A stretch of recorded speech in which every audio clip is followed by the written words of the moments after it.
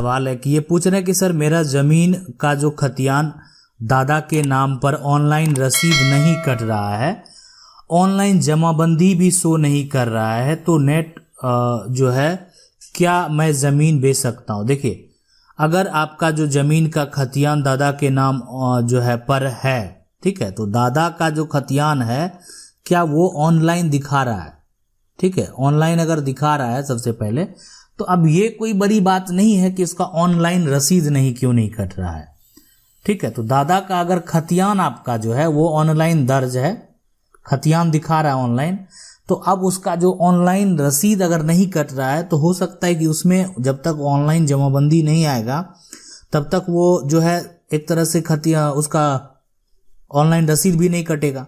तो ये चीज़ आप पहले ऑफलाइन जाके पता कीजिए, ठीक है। ऑफलाइन ऐसा हर राज्य में अब ये पोर्टल बना दिया गया है कि आपका अगर जो है डिजिटल प्लेटफॉर्म पे अगर दस्तावेज नहीं आया है ना, तो डिजिटाइजेशन अगर नहीं हुआ है तो आप उसको करवा सकते हैं। तो वो आप अगर वहाँ पे रजिस्टर में सब कुछ सही होगा तो आप सबसे पहले जो है उसका वहाँ से रसीद अगर अप टू डेट कटा ही लेंगे, उसके बाद उसका सुधार के लिए पोर्टल तैयार है, हर राज्य का अपना अपना पोर्टल है, तो उस पोर्टल से आप उसको अपने जमाबंदी को जो है डिजिटल फॉर्म में देख पाएंगे और उसके बाद आगे चल के अपना सारा जमीन का रसीद आप ऑनलाइन काट पाएंगे। तो यही तरीका होता है, ठीक है। तो इस तरीके से मतलब आपका जो भी है वो जमीन ऑनलाइन फिर आ जाएगा, तो आप आगे अपना काटते रहेंगे, कहीं से भी काटते रहेंगे, लेकिन फिलहाल आपको कार्यालय में जाना होगा। अगला सवाल है कि मान लीजिए कि मेरे जो है कोई कागज नहीं है और हम 4 भाई हैं, उनमें से एक जो है पास है, तो तीनों क्या करें और पिता की मृत्यु हो चुका है, तीनों का नाम कैसे चढ़े। देखिए, अगर मान लेते हैं आप जो है 4 भाई हैं पिता के और एक तरह से कागज नहीं है, ठीक है, और पिता के नाम पर मान लेते हैं संपत्ति दर्ज है, तो सही बात कि यहाँ पे एक भाई इसके पास जो है कागज है, ये हो सकता है कभी ये देने से इनकार कर रहा है। तो कागज क्या, सबसे पहली जो भी संपत्ति है आपका संपत्ति खतियानी है ना, अगर खतियानी है या हो सकता है कि खरीदा हुआ संपत्ति होगा, दो केस होता है यहाँ पे, क्या तो पूर्वज से प्राप्त संपत्ति, नहीं तो खुद का खरीदा हुआ है। तो अगर संपत्ति खतियानी है तो आप खतियान अपना जिला अभिलेख में जाके निकाल सकते हैं, वो आपका कागजात हो गया। उसके आगे फिर उसके आधार पे क्या जमाबंदी है पिता के नाम से, आप जाके अंचल में भी इसको पता करवा सकते हैं। अंचल के जो कर्मचारी हैं, जो आप जमीन संबंधित जो वहाँ पे कचहरी है, कर्मचारी जहाँ बैठते हैं, आप उसका रिकॉर्ड निकाल सकते हैं। लेकिन कागजात आपको अगर खतियानी जमीन है खतियान निकाल लेना चाहिए। अगर खरीदा हुआ है, रजिस्ट्री है, तो रजिस्ट्री का नकल भी निबंधन कार्यालय से कोई भी व्यक्ति किसी भी रजिस्ट्री का निकाल सकता है, तो वो वहाँ से आप निकाल सकते हैं। तो वो आप डुप्लीकेट कॉपी मतलब नकल अगर निकालेंगे, ठीक है, तो निकाल लेंगे। उसके बाद वो कोई फोटो कॉपी तरह से अगर आप नकल निकालेंगे तो फोटो कॉपी आपको मिल जाएगा, ठीक। डुप्लीकेट कॉपी निकालेंगे तो वो अलग है, तो फोटो कॉपी भी निकाल लेंगे तो एक दस्तावेज ही हो गया, उसके आधार पर आप बहुत कुछ कर सकते हैं, ठीक है। तो ये होता है कि अब है कि आपका सवाल कि तीनों के नाम से कैसे चढ़े, विस्तार से समझाइए।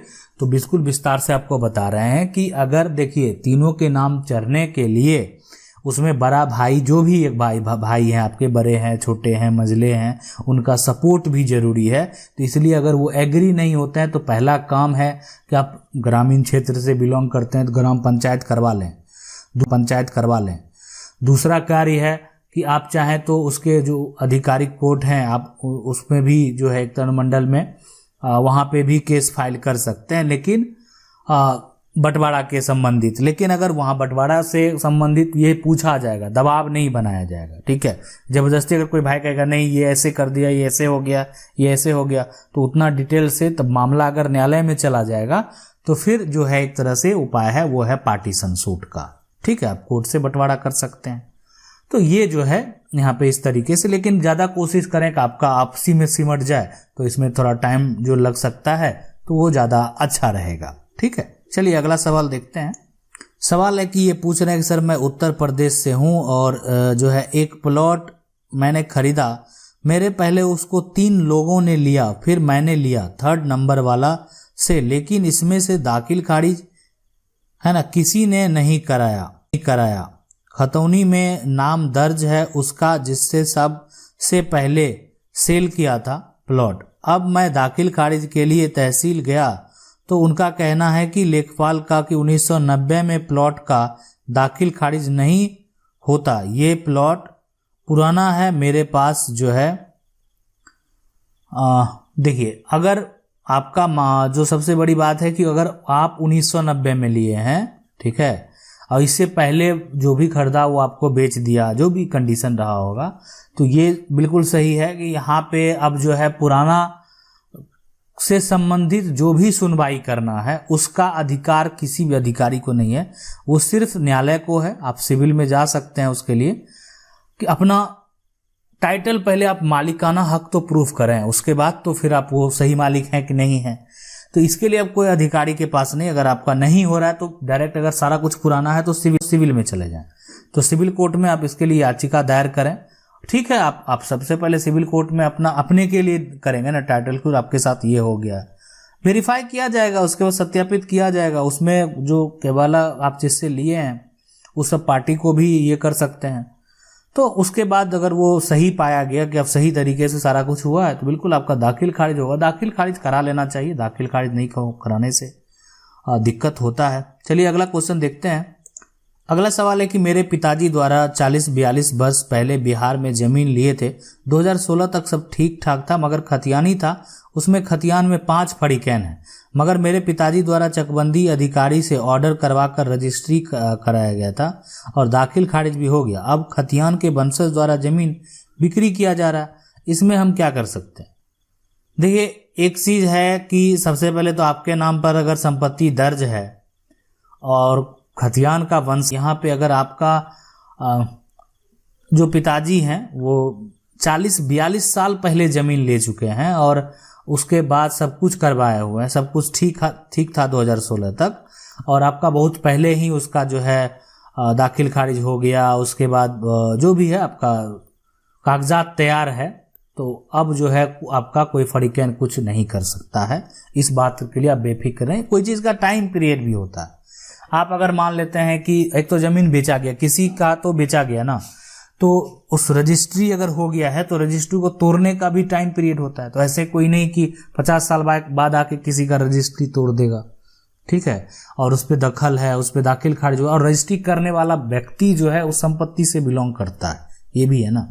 लेकिन हाँ, ये भी एक बात है कि उस फरीक का हिस्सा है, लेकिन फरीक का वो टाइम पीरियड है, बिल्कुल हिस्सा ले सकता है, रजिस्ट्री टूट सकता है, इसमें कोई संदेह नहीं है। लेकिन एक टाइम पीरियड पर ऐसा संदेह नहीं है, लेकिन एक टाइम पीरियड पर ऐसा नहीं कि आप 200 साल पहले वाली बात लेके आ जाए कि अभी आप कर सकते हैं, ठीक है। चलिए अगला सवाल देखते हैं।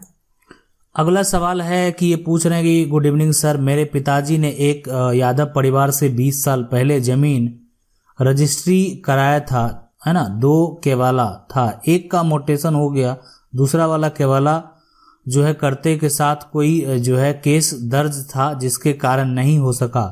अब क्या होगा सर? अब यहाँ पे जो है समझाइए आप कि नहीं, केस दर्ज था तो क्या केस का फैसला हुआ? तो आप ऐसा नहीं कि अगर आपका जमीन दर्ज है फिर से आप मोटेशन के लिए अप्लाई कीजिए, ठीक है, आप अप्लाई कीजिए, ऐसा नहीं, दूसरा केवाला आप अप्लाई कीजिए और हो सकता है कि हो जाए आपका। और वहाँ पे लेकिन पुराना अगर कोई किसी तरह का केस दर्ज है तो उसका वर्तमान, हाँ, लेकिन जमीन आपका जो है दखल में है ना होना चाहिए। ये चीज़ जो है ना अधिकारी के द्वारा भी पूछा जाता है कि आप जमीन जब से खरीदें क्या दखल में है, तो इसका उनको लगता है कि ये सही कुछ है, कुछ हो सकता है यहाँ पे त्रुटि हो गया होगा और उसको वेरीफाई करने के बाद सुधार कर दिया जाता है। मान लेते हैं कि अगर सीओ के द्वारा फिर भी रिजेक्ट कर दिया जाता है तो आप एक बार डीसीएलआर में भी, है ना, बिहार में है ना, आपका कहाँ से है जमीन, दूसरे स्टेट से है, तो जो भी है वहाँ पे आप डीसीएलआर में भी एक बार अप्लाई कर सकते हैं उसके लिए। अगला जो सवाल है ये पूछ रहे हैं कि सर जी, अगर कोई नानी की प्रॉपर्टी हो तो उसमें नातू का हक होगा? 100% नातू का तो हक होना ही है ना। हम बता देते हैं आपको, एक बार समझ लीजिए। नाना के जो है बेटे हो गया, फिर बेटे हो गए, आपके मामा हो गए और बेटी हो गई, ये तीनों वंशज है ना नाना के, मतलब इनके पिता हो गए, इनके नाना नहीं हो गए। इस सबके पिता हैं ये, हम आपके लिए बोल रहे हैं। बेटे बेटे हैं ना, पिता के बेटे बेटे और बेटी, तो बेटी का भी संपत्ति में अधिकार है। पैतृक संपत्ति, पूर्वज की संपत्ति, पिता की संपत्ति में बेटी का भी अधिकार है। तो बेटी का अधिकार है तो बेटी, अगर बेटे के बच्चे का संपत्ति में हक होगा तो बेटी के भी बच्चे का होगा। तो नाती का भी हक है। नाती कभी भी कानूनी लड़ाई लड़के अपने मामा से संपत्ति हासिल कर सकता है, नाना से संपत्ति हासिल कर सकता है। तो अगर नानी, आपका सवाल है, मर गया तो उन लोगों ने, तीनों लड़कियों मर गई है तो तीनों नातू और नाती का जो है हक होगा, बिल्कुल 100% हक होगा।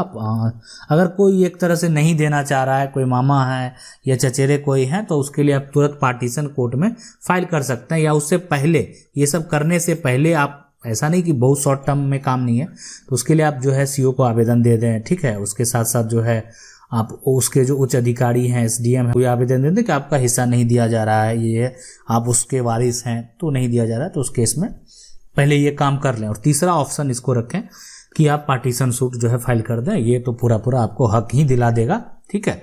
चलिए अगला सवाल देख लेते हैं। ये पूछ रहे हैं, सर नमस्ते, मेरे पापा 2002 में जमीन खरीदी जिसका रजिस्ट्री अभी तक नहीं हो पाया। पेपर के तौर पर 50 का स्टाम्प में लिखा हुआ जमीन, पैसा पूरा ले लिया है। जमीन का मालिक का बेटा वकील है, जिसकी वजह से अब रजिस्ट्री करने से जो है मना कर रहा है। रजिस्ट्री करने के लिए अब हम क्या करें? देखिए ये जो 2002 की बात है, अब वो तो बात ये चीज़ है, अगर आपका वो स्टाम्प पे 50 पे ये लिखा हुआ है कि पैसा ले लिया गया है, ठीक है, और सब कुछ है, सिर्फ लिखने से नहीं होता, वो दस्तखत है, ये है, और जिनसे आप ज़मीन खरीदे हैं उनका बेटा वकील है, जिनसे खरीदे हैं वो अगर वर्तमान में है जीवित, तो उसके लिए जो है आप केस फाइल कर सकते हैं। लेकिन ऑप्शन आपके पास सकते हैं, लेकिन ऑप्शन आपके पास अब यही एक बचता है। सबसे पहली बात तो ज़मीन दखल में है कि नहीं है, ये मायने रखता है। अगर दखल में है तो तुरंत विलम्ब ना करें, उस पर केस फाइल कर दें, इसलिए कि ये चीज़ है कि ज़मीन आपने खरीदी और ज़मीन आपके दखल में है। आई बात समझ में? तो ऐसा नहीं कि भविष्य में कोई जो है बेच दे और कोई दूसरा व्यक्ति दखल भी कर ले, फिर तब आप कुछ नहीं कर पाएंगे। तो ये बात आपको ध्यान में रखना होगा, ठीक है। आशा करते हैं वीडियो अच्छा लगा होगा। वीडियो अच्छा लगा वीडियो को लाइक जरूर कर दें। चैनल को पहली बार देख रहे हैं, सब्सक्राइब करके जो बेल आइकन है उसको जरूर दबा लीजिए।